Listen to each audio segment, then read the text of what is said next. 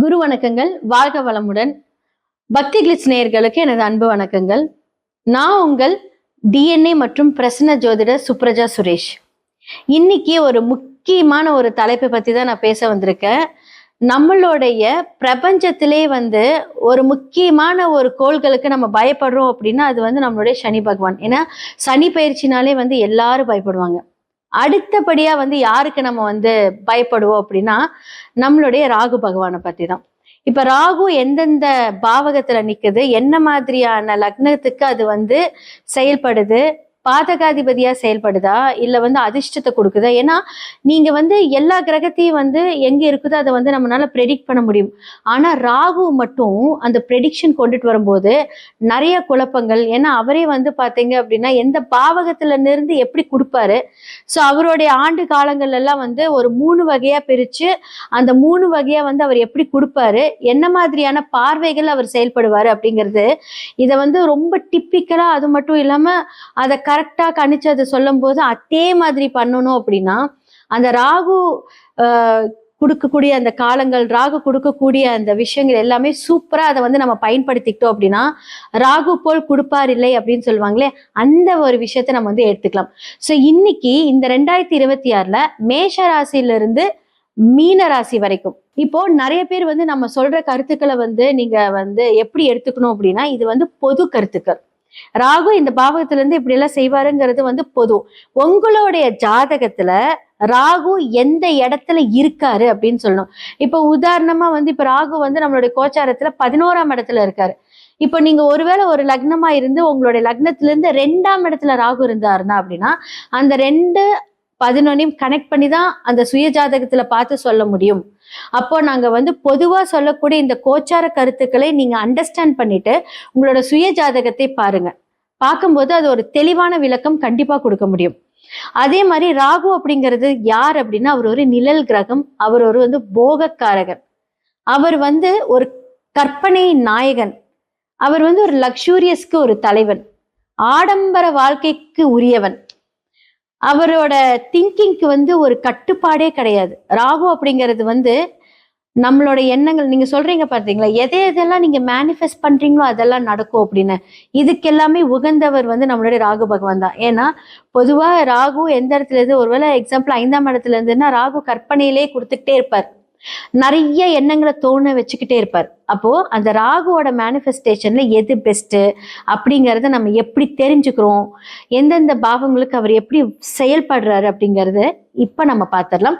மேஷ ராசி முதல் மீன ராசி வரை ராகுவோட பலன்களை பற்றி நம்ம பார்க்கலாம். கடக ராசி மற்றும் லக்னக்காரர்களுடைய இந்த வருடத்துல ராகு 8ஆம் இடத்துல இருந்து சஞ்சரித்து என்ன மாதிரியான பலன்களை கொடுக்குறாங்க அப்படின்னு பார்க்கலாம். அதுக்கு முன்னாடி 2ஆம் இடத்து அதிபதி இப்போ மாசி மாதத்துல இருந்து அங்க போய் உட்கார போறார் நம்மளுடைய ராகு கூட சேர்ந்து.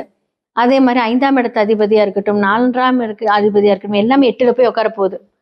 கடக லக்னத்துக்கு ஒரு விஷயத்த பிரச்சனை கொடுத்தாலும் ஒரு விஷயத்த நல்லது பண்ணும். ஆனா எல்லா கிரகங்களுமே போய் 8ல உட்காந்தா எப்படி இருக்கும்? இப்போ நான் சொன்ன மாதிரி மேஷத்துக்கு எல்லா கிரகங்களும் போய் 11ல உட்கார்ற மாதிரி கடகத்துக்கு எல்லா கிரகங்களும் போய் என்ன ஆகுது அப்படின்னா முக்கியமான கிரகங்கள் எல்லாமே போய் 8ல உட்காருது. அதே மாதிரி 9க்குரிய தந்தை ஸ்தானமும் போய் 12ல போய் மறைஞ்சிடுறாரு.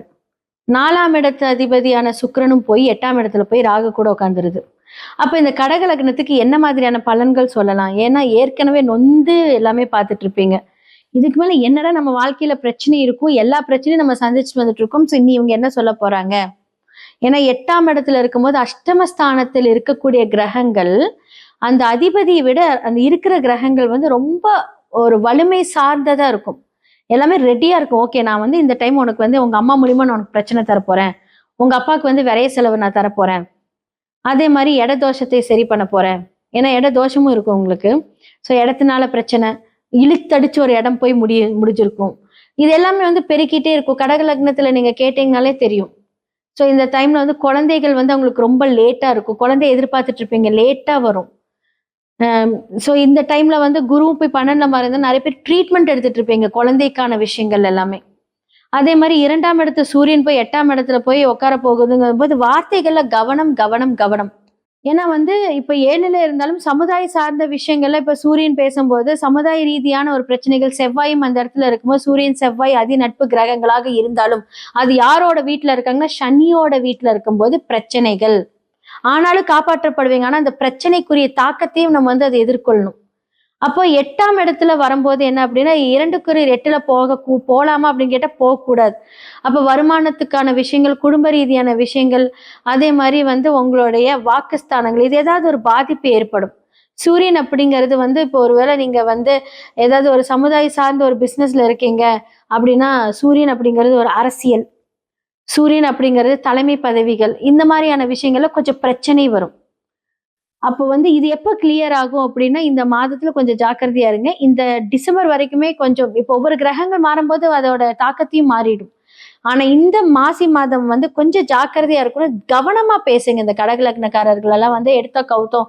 நான் அப்படி இப்படி யார்கிட்டயுமே பேச வேண்டாம். நீங்க பார்க்க அமைதியா இருந்தாலும், உங்களுடைய வார்த்தைகள் கொஞ்சம் கடினமா இருக்கும். எப்பவுமே கடக லக்னம் பேசினா அப்படியே ஒரே வார்த்தையில அப்படியே கிளீன் போல்ட் அடிப்பீங்க எல்லாத்தையுமே.